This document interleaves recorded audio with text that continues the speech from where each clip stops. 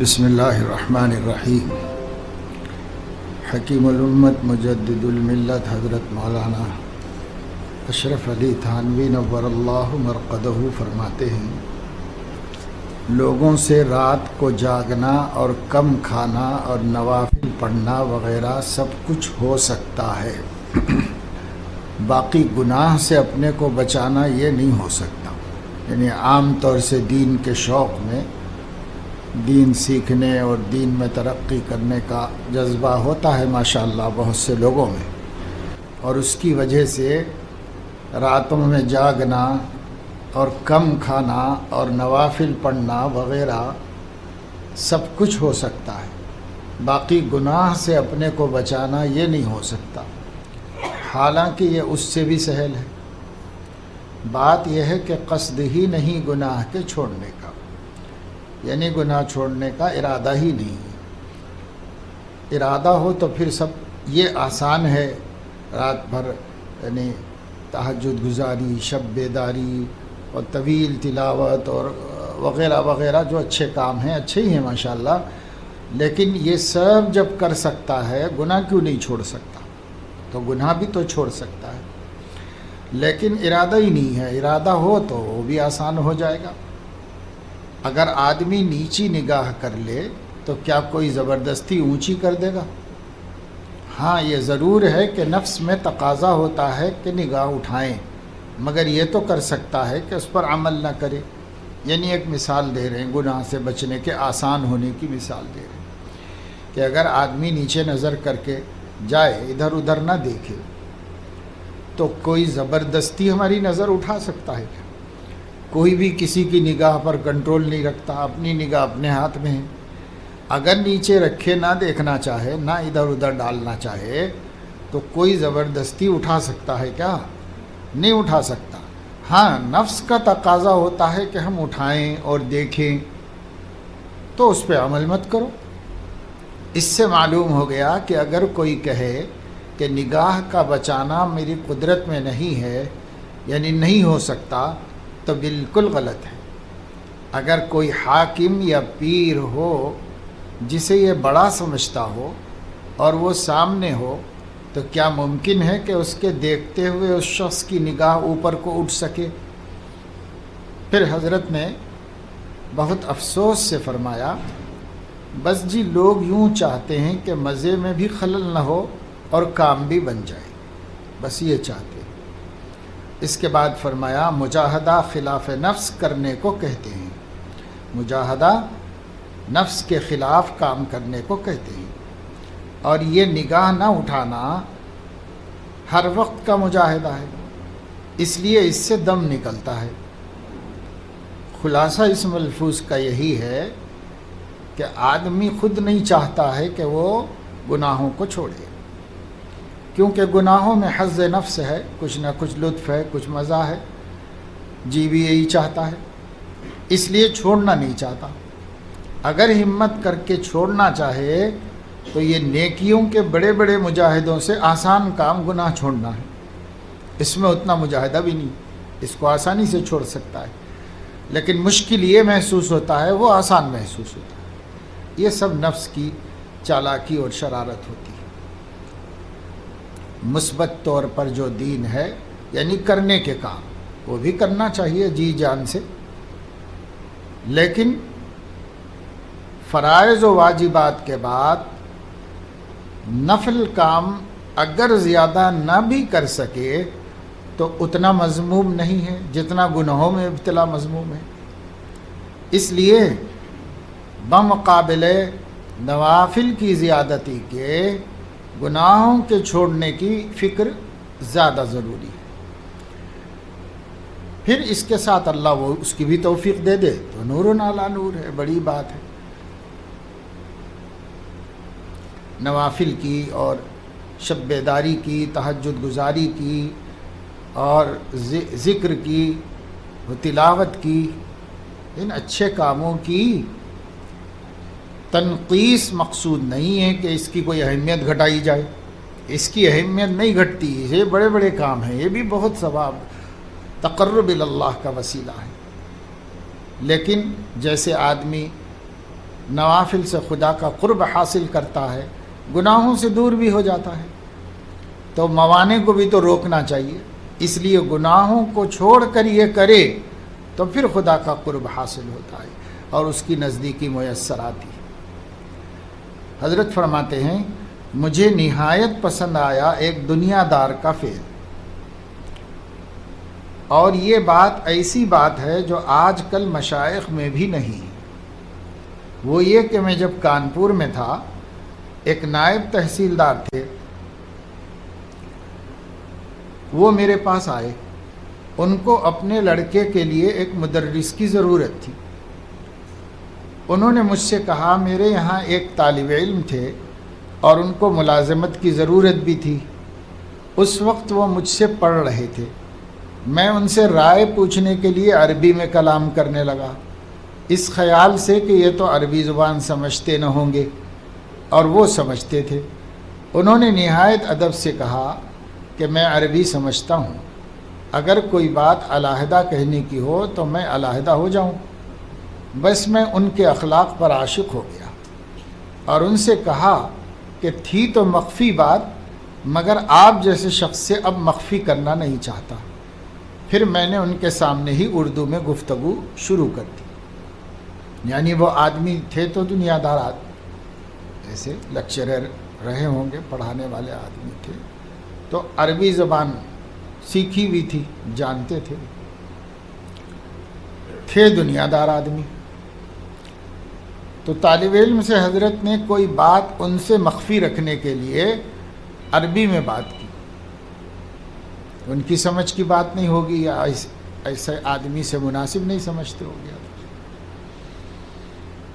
تو انہوں نے صاف صاف کہہ دیا کہ مجھے عربی آتی ہے، آپ شاید مجھ سے مخفی رکھ کر بتانا چاہ رہے ہوں گے تو میں سمجھ جاؤں گا، اس لیے آپ کہیں تو میں علیحدہ ہو جاؤں، کہیں اور بازو ہو جاؤں، تو آپ بات کر لیجئے ان سے۔ تو ان کی اس صفائی پر اور دیانت امانت سے حضرت کو بہت خوشی ہوئی، اور بڑی قدر حضرت کے دل میں ان کی ہو گئی۔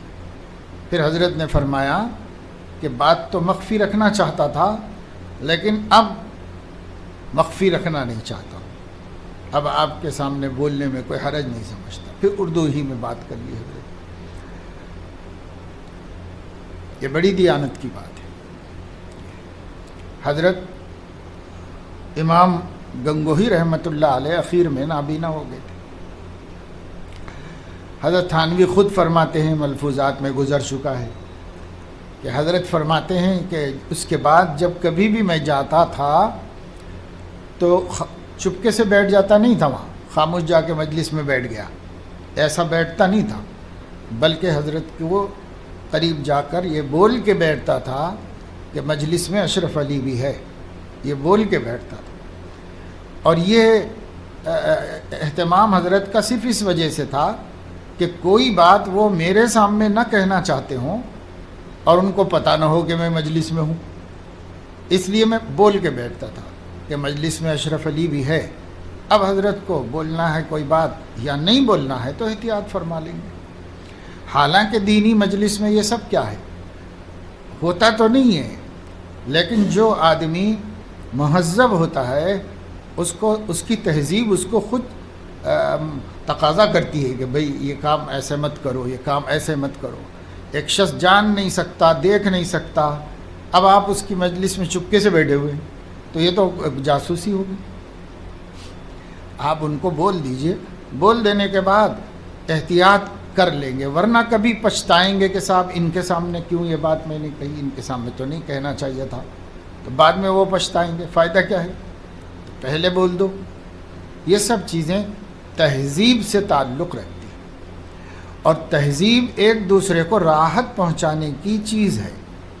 جو مہذب ہوگا اس سے کسی کو تکلیف نہیں ہوگی، اور جو بے تہذیب آدمی ہوگا تو آج کل تو اس کے بالکل برخلاف ہے، دینی محفلوں میں بھی اور اہل دین بھی، بلکہ اہل علم بھی، یعنی آپ چپکے سے اپنا ریکارڈر چالو کر کے بیٹھے ہوئے ہیں،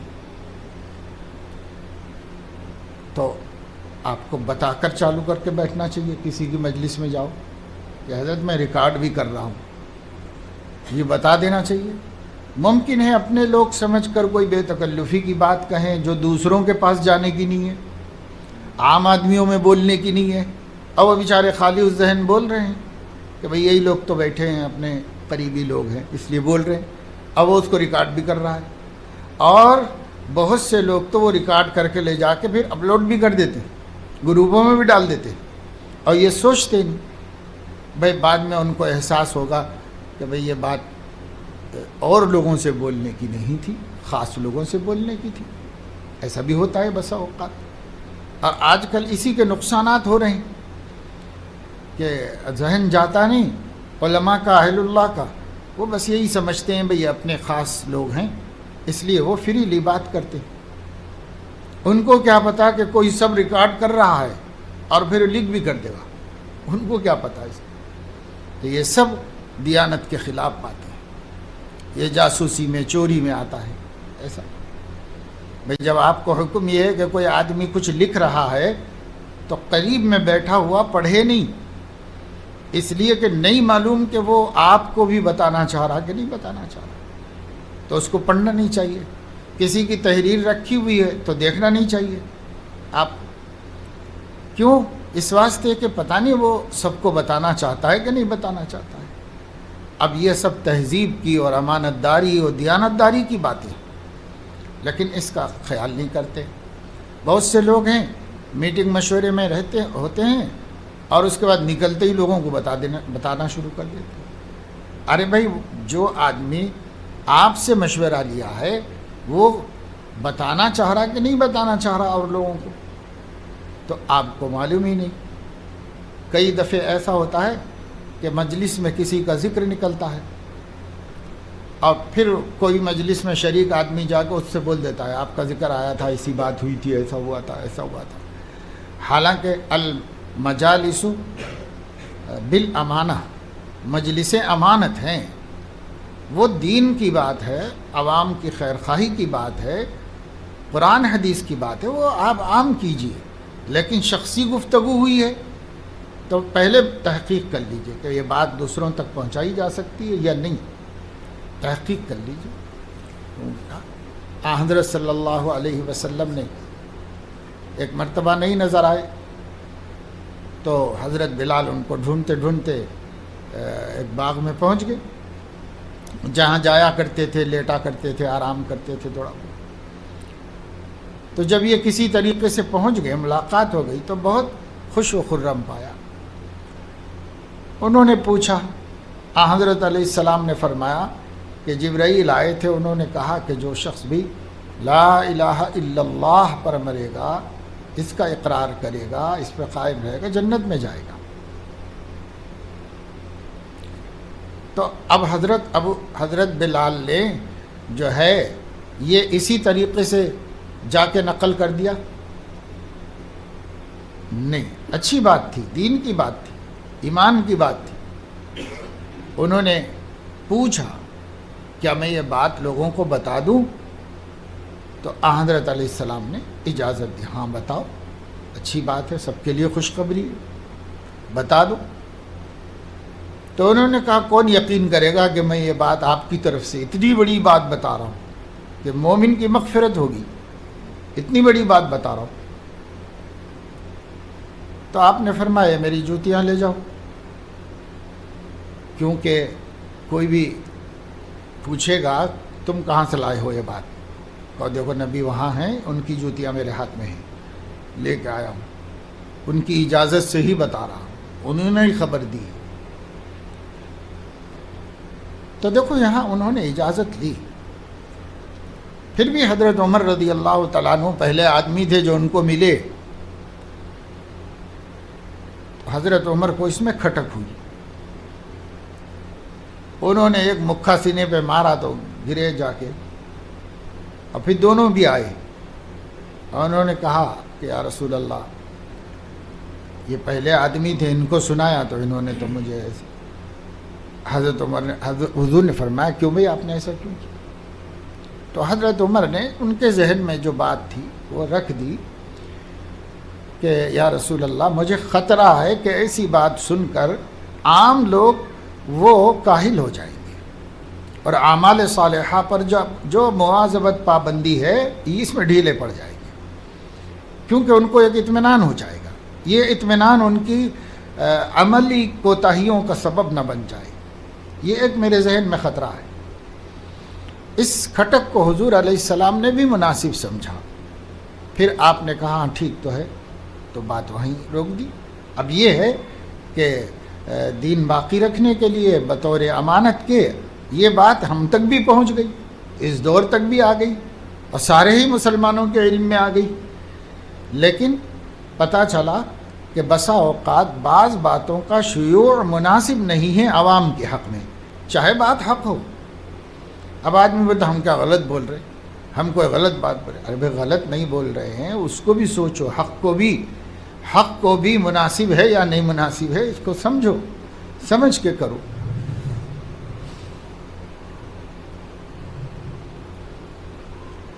حضرت فرما رہے ہیں ایک شخص کے شیرخوار بچے کا انتقال ہو گیا، یعنی دودھ پیتا بچہ، اس کا انتقال ہو گیا۔ اس کے دادا کا خط آیا تھا کہ لڑکے کی دادی نہایت بے چین ہے، اس کو یاد کر کے روتی رہتی ہے۔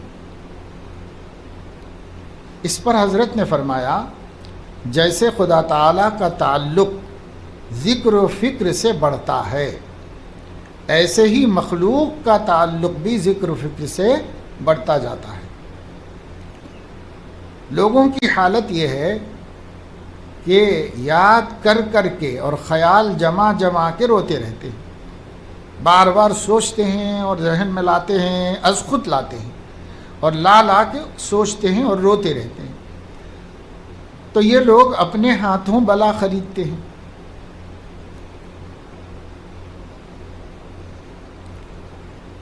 اس لیے جو بھی مصیبت اور غم کی بات ہو، وقتی صدمہ تو ہے، لیکن اللہ تعالیٰ اس کو دھیرے دھیرے بھلاتے ہیں۔ اب ہم یاد کر کے اس کو تازہ رکھیں گے تو رونا ہی پڑے گا، ورنہ اللہ بھلا دیں گے، آہستہ آہستہ بھلا دیں گے، کیونکہ دنیا میں یہ سب ہونا ہی ہے۔ اب پھر یہی یاد رہا ہے تو زندگی کا، جیسے پہلے دن آدمی کا سارا نظام معطل ہو گیا، کھانا پینا پہننا اوڑھنا وغیرہ سب چیزیں متاثر ہو گئی۔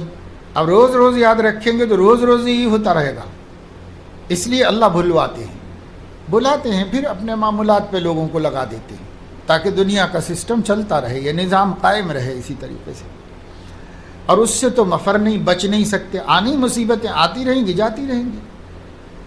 وقتی صدمہ تو ٹھیک ہے، لیکن اسے یاد کر کے باقی رکھنا، سوچ کے ذہن میں تازہ کرنا، یہ پسندیدہ نہیں ہے، اور یہ کرنا بھی نہیں چاہیے، تاکہ نظام اپنا قائم رہے۔ بس آہستہ آہستہ اللہ بھلوا دیں گے، آہستہ آہستہ ذہن سے بات چلی جائے گی۔ حضرت اس سلسلے ہی میں فرما رہے ہیں بعض اولیاء اللہ کا تو ایسے بھی گزرے ہیں جو اولاد کے ہنسنے پر مسکراتے ہی رہے، ایسے بھی گزرے، یعنی کسی تکلیف کا اظہار نہیں، کہ خوشی، اللہ کا ایک فیصلہ پورا ہوا، اللہ کا حکم پورا ہوا تو خوش نظر آئے، غمگین کے بجائے خوش نظر آئے۔ مگر یہ حال کیسا ہے؟ حضرت فرما رہے ہیں یہ محققین کا حال نہیں، اور یہ کمال بھی نہیں ہے۔ کمال کی وہ حالت ہے کہ رونا ہو مگر ایک حد پر ختم ہو جائے، خوشی بھی نہیں کہ اللہ نے غم دیا ہے تو غم ہوگا، غم ہی کا اظہار کر لے، مگر اس کا ایک حد پر اس کو ختم کر دے۔ رسول اللہ صلی اللہ علیہ وسلم کا یہی طریقہ تھا۔ تو آپ کے جو حالت مشابہ ہوگی وہی حالت پسندیدہ اور مطلوب ہوگی۔ اب لوگ حد سے بڑھ جاتے ہیں کہ قصداً خیال لا کر روتے ہیں، یہ حد سے بڑی ہی ہوئی بات ہے۔ فرمایا کہ دین کو بالکل مستغنیانہ شکل سے رکھنا چاہیے، بے نیاز رکھنا چاہیے، سب کام کرو لیکن اس کی یہ شان باقی رہے کہ دین مستغنی ہے، اللہ مستغنی ہے، اس کا دین مستغنی ہے، اس صفت کو باقی رکھنا چاہیے۔ لیکن بہت سے لوگ ایسا نہیں کرتے، چنانچہ ایک دفعہ ریاست رامپور میں ایک مدرسے کے لیے چندے کی تحریک ہوئی. ایک بزرگ تحریک کرنے کھڑے ہوئے، یعنی لوگوں کو ترغیب دینے کے لیے کھڑے ہوئے مجمع میں. ایک سبک طریقے سے، یعنی گرے ہوئے طریقے سے انہوں نے حاجت بیان کی، چندے کی اپیل کی. کیا کہا کہ اسلام کی مثال اس وقت میں ایک بیوہ عورت کی سی ہے جس کے والی وارث نہ ہو، اور وہ چاروں طرف نگاہ اٹھا کر دیکھتی ہے کہ کون اس کی دستگیری کرنے والا ہے. جو ذرا مدد کرے وہ اس کو غنیمت سمجھتی ہے. پٹھانوں پر اس مضمون کا اثر کچھ بھی نہ ہوا، ان کے اوپر کچھ بھی اثر نہیں ہوا. انہوں نے اس طریقے سے پیش کیا. اس کے بعد میں کھڑا ہوا اور میں نے کہا کہ خدا نہ کرے کہ اسلام بیوہ ہو. اسلام اسی آب و تاب کے ساتھ موجود ہے جیسے پہلے تھا. 1000 دفعہ غرض پڑے، تمہاری غرض ہو تو دو، ورنہ اپنے گھر میں جما کے رکھو. اسلام کو تمہاری کوئی ضرورت نہیں ہے. اگر تم اعراض کرو گے تو خدا تعالیٰ دوسری قوم کو پیدا کرے گا کہ وہ اسلام کی خدمت کرے گی. چنانچہ قرآن شریف میں ہے وَإِن تَتَوَلَّوْا يَسْتَبْدِلْ قَوْمًا غَيْرَكُمْ ثُمَّ لَا يَكُونُوا أَمْثَالَكُمْ. میں نے کہہ دیا کہ ناک رگڑ کر دو گے تو لیا جائے گا، ورنہ نہیں. حضرت نے ایسے اعلان کیا کہ تم خوشامد کر کے ناک رگڑ کے دو گے تو لیں گے، نہیں تو نہیں لیں گے. اس پر پٹھانوں نے کہا جی ہاں اسلام کوئی محتاج ہے، اسلام کو تو کوئی حاجت نہیں. پھر انہوں نے خوب دیا. تو ایک پہلا والا انداز ہے جس میں اسلام کو بالکل رسوا کر کے بتا دیا گیا. تو حضرت فرما رہے ہیں کہ یہ اسلام کی شان نہیں ہے، تو اسلام کی کو مستغنیانہ شان میں رکھو. اپیل کرو، مانگو، لو لوگوں سے، لیکن اس کا بھی انداز ایسا ہونا نہیں چاہیے جس میں آدمی بالکل ہی اپنے آپ کو جو ہے حقیر ذلیل کر دے اور اللہ کے دین کو بھی کر دے اس کے ساتھ. نہیں. یہ سنا کر حضرت نے حاضرین سے فرمایا بس آن بان کے ساتھ رہنا چاہیے. میں سہارنپور کے جلسے میں جب اول بار گیا ہوں، یعنی مدرسہ سہارنپور کا سالانہ جلسہ ہوتا تھا، سب اس زمانے کے یہ اکابر جاتے تھے، اس کے اندر شریک ہوتے. جب پہلی دفعہ حضرت گئے، وہاں چندے کی تحریک اس طرح کی. میں نے کہا یہ ظاہر ہے کہ دین کی اشاعت ہونی چاہیے، باقی طریقہ کیا ہے؟ سو اہل الرائے نے اس کا طریقہ یہ تجویز کیا ہے کہ ایک جماعت ہو طلبہ کی، اور مدرس ہوں، اور ایک درسگاہ ہو، اور اس میں یہ باتیں ہوں. یہ ایک آسان صورت تجربے سے ثابت ہوئی ہے. اگر یہ صورت آسان ہے اور قابل اختیار کرنے کے ہے تو اس کو رکھو، اور اگر کوئی دوسری صورت آپ کے نزدیک ہے تو آپ کو اختیار ہے. اس کے بعد کوئی صاحب اس کے منتظر نہ رہیں کہ ان سے چندہ مانگا جائے گا. اور اگر یہی آسان صورت ہے جو میں نے بیان کی کہ طلبہ ہوں، اساتذہ ہوں، درسگاہ ہو، پڑھنے پڑھانے کی سہولتیں ہوں وغیرہ ہوں، جو اس کو ہم لوگوں نے اختیار کر رکھا ہے، اور یہ ٹوٹ گئی تو مدرسہ ٹوٹنے کا وبال تمہاری گردن پر ہوگا. یہ تو آخرت کا ضرر. اور دنیا کا ضرر یہ کہ اگر یہ صورت نہ رہی تو علماء فارغ نہ رہیں گے، وہ کوئی اور شغل کر لیں گے، تعلیم دین کی نہ کر سکیں گے، جس کا انجام تمہاری نسلوں کے لیے یہ ہوگا کہ وہ یہودی ہو جائیں گے، نصرانی ہو جائیں گے. بس اپنی نسلوں کا نقصان دیکھ لو کہ کیا کچھ ہوگا. اس کو دیکھ کر ہمیں تحریک کی ضرورت نہیں، کیونکہ کام تو تمہارا ہو اور بھیک ہم مانگے. ہمیں کیا غرض پڑی ہے؟ میں نے جو یہ کہا تو اس جلسے میں ایک شخص نے جو منکر اور مخالف تھے علماء کے، اور علماء کی طرف سے بدگمانی میں مبتلا تھے، وہ 10 روپے مدرسے میں دینے کو لائے تھے. یہ سن کر انہوں نے 40 روپے کسی سے قرض لے کر کل 50 روپے اسی وقت دے دیے، اور اس کے بعد باہر آ کر کہا واللہ آج میرا وسوسہ دور ہوا. میں تو یہ سمجھے ہوئے تھا کہ یہ سب باتیں علماء نے اپنے کھانے کمانے کی کر رکھی ہیں. اب میں سمجھتا ہوں کہ یہ لوگ اپنے لیے نہیں کام کے لیے مانگتے ہیں اور اس میں ہمارا ہی فائدہ ہے۔ یہ واقعہ سنا کر حضرت والا نے فرمایا چاپلوسی نے ناس کر دیا ہے دین کا، بس یوں جی چاہتا ہے کہ دین کی عزت میں فرق نہ ہو۔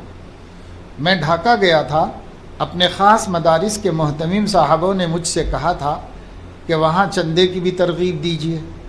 میں نے دل میں کہا کہ میں ڈھاکہ جا کر کیا ڈھاک کے پتے مانگوں گا، ڈھاکہ جا کر ڈھاک بٹھانے کے کیا پتے مانگوں گا۔ میں نے جا کر نواب صاحب سے اس بارے میں خود کچھ نہ کہا، یعنی وہاں کے جو نواب تھے، رئیس تھے، ان سے خود کچھ نہ کہا۔ انہوں نے ایک دفعہ خود ہی پوچھا کہ ہمارے یہاں مدرسہ دیوبند اور مدرسہ سہارنپور سے سالانہ رویداد آتی ہے، یہ مدرسے کیسے ہیں؟ میں نے ان سے کہا میں اور زیادہ نہیں کہنا چاہتا، صرف اتنا کہتا ہوں کہ یہ مدرسے ایسے ہیں جیسا کہ مدارس دینیہ کو ہونا چاہیے، جیسے ہونے چاہیے بس ایسے ہے مدرسے۔ بس میرے اتنے کہنے کا اثر ہو گیا، انہوں نے دوامی چندہ بھی دیا اور اس وقت بھی دیا، یعنی فوری بھی دیا ان مدرسوں کے لیے تعاون، اور ہمیشہ دینے کا وعدہ بھی کیا کہ ہمیشہ دیں گے ان مدرسوں کو۔ بس یہ ہے۔ حضرت والا نے حاضرین سے فرمایا خدا تعالی حامی اور مددگار ہے، کسی کی کیا پرواہ کرنا چاہیے۔ فرمایا کہ نواب صاحب مدرسہ سہارنپور اور دیوبند کے لیے مجھ کو دینے لگے، وہ ڈھاکہ کے نواب صاحب۔ مجھ کو ہاتھ میں لیتے ہوئے بھی شرم آئی، مگر ان کے سمجھانے کو میں نے کہا کہ بڑی دور کا سفر ہے، کبھی راستے میں یہ رقم ضائع نہ ہو جائے، اس لیے میں لینا نہیں چاہتا۔ میں نے اتنا بھی گوارا نہیں کیا کہ خود لے جاؤں، چنانچہ انہوں نے میرے سامنے بیمہ بنوایا اور پوسٹ سے بھیج دیا، اور وہ دوامی چندہ اب تک بھی ہے، یعنی جب حضرت یہ فرما رہے تھے تو یہ تو دیکھو کتنی بے نیازی سے حضرت نے ان کو توجہ دی۔ جاتے وقت لوگوں نے کہا تھا، بڑے مدرسے والوں نے، کہ آپ جا رہے ہیں نواب صاحب کو اس کی طرف توجہ دلائیے کہ یہ بڑے مدرسے ہیں، بہت خرچہ ہے۔ تو حضرت کو وہ اچھا نہیں لگتا تھا از خود بولنا، تو ذکر نہیں کیا کبھی ملاقات میں بھی ان سے، لیکن جب انہوں نے خود سے پوچھا تب حضرت نے اتنے جامع انداز میں بتا دیا کہ میں زیادہ تو کچھ نہیں کہتا، بس اتنا کہوں گا کہ مدرسہ جیسا ہونا چاہیے یہ مدرسے ویسے ہی ہیں، بس اتنی بات کی تھی۔ بس اتنے سے ہی وہ مطمئن ہو گئے، اور انہوں نے کہا کہ ٹھیک ہے، اب فوراً بھی کچھ امداد دے رہا ہوں، اور ماہانہ بھی ہم جاری کر دیں گے، سالانہ بھی پہنچے گا وہاں مدرسے۔ وہ بھی حضرت نے نقد ان سے نہیں لیا، تو انہوں نے پوسٹ سے اس زمانے میں جو طریقہ تھا ڈرافٹ بنا کے جیسے بھیجنا ہے اسے انہوں نے بھجوا دیا۔ فرمایا میں تو کہتا ہوں کہ جیسے عمرا سے کہنے کے لیے موقع کے منتظر رہتے ہیں، دیکھتے ہیں کہ میاں کا مزاج اس وقت کیسا ہے، آیا کہنے کا موقع ہے یا نہیں، ان کا انتظار کیوں کرے، اپنے محبوب حقیقی سے کیوں نہ کہے، کسی رئیس کا منہ کیوں دیکھتے رہتے ہیں، محبوب حقیقی کا منہ کیوں نہیں دیکھتے۔ غیرت بھی تو کوئی چیز ہے، اگر کوئی ہماری تحریک سے اور دباؤ ڈالنے سے امداد کرے تو گویا اس سے مقصود ہم ہوئے، پھر خلوص کہاں رہا۔ البتہ بعض لوگ ایسے مذاق کے بھی ہیں کہ اگر ان سے کہہ بھی دیں تو بھی حرج نہیں، یعنی قدرداں علماء کے علم کے سوء ظن میں مبتلا نہیں ہیں، احسان نہیں سمجھتے بلکہ اپنی ضرورت سمجھتے۔ ایسے بھی کچھ رئیس لوگ ہیں جو بہت خوش ہوتے ہیں اور منتظر رہتے ہیں کہ ان کے سامنے دین کا کوئی تقاضا آئے، ایسی جگہ توجہ دلا دینے میں کوئی حرج نہیں۔ آگے فرمایا کہ اکثر جگہ اب تو ہم لوگوں کو حلال و حرام کی بھی تمیز نہیں رہی، مسلمان ذلت اپنے ہاتھوں سے خرید رہے ہیں۔ یہ حالت ہے کہ جہاں روپیہ ان کو دکھایا جو چاہے کام لے لو۔ اکثر مسلمان کا یہ حال ہے کہ خوف کا مقابلہ تو کر لیتے ہیں مگر طمع کے مقابلے میں ذرا نہیں ٹکتے، لالچ کے مقابلے میں نہیں ٹکتے، مقابلہ نہیں کر پاتے، لالچ میں مبتلا ہو جاتے۔ خوف دلائے کوئی ڈرائے وہاں تو پھر بھی ہمت کر لیتے اور نہیں ڈر کے بتاتے، لیکن لالچ دلائے تو پھسل جاتے۔ یہ حالت عام طور سے ہو رہی ہے، یہ فرما رہے۔ اور عوام تو عوام جو علماء کہلاتے وہ بھی پھسل پڑتے ہیں۔ جب ان کی یہ حالت ہے تو عوام الناس کو کیا کہا جائے، جب کہ نام کے علماء ہزار تعویلیں کر کے حرام کو حلال کر لے رہے ہیں۔ میں ایک قصہ بیان کرتا ہوں۔ ضلع سہارنپور میں آبا ایک گاؤں ہے، وہاں ایک پٹھان مر گئے تھے، ان کی بیوی تھیں اور نابالغ بچیاں تھیں، ان کا ترکہ تھا۔ بیوی نے اس میں سے کپڑے نکال کر یہاں مدرسے میں بھیجے، میں نے واپس کر دیے اور لکھ دیا کہ ترکے میں حصہ لڑکیوں کا بھی ہے، اس لیے قبل تقسیم ہم نہیں لیتے، البتہ جتنا حصہ ان لڑکیوں کا ان کپڑوں میں ہو اس کے بدلے میں اگر ان کو دوسری چیزیں دے دو تاکہ کپڑے تمہاری ملکیت ہو جائیں، پھر تم مدرسے میں دینا چاہو تو دے سکتی ہو۔